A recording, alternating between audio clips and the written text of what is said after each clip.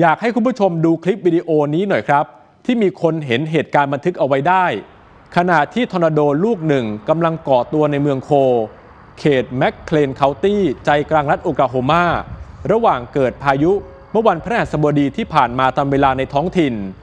โดยภาพนี้ได้นำมาเผยแพร่ผ่านทางโซเชียลมีเดียด้านสำนักงานดับเพลิงเมืองโคได้โพสต์ Facebook ระบุว่าไม่พบความเสียหายรุนแรงหรือมีรายงานผู้บาดเจ็บจากเหตุการณ์ที่เกิดขึ้น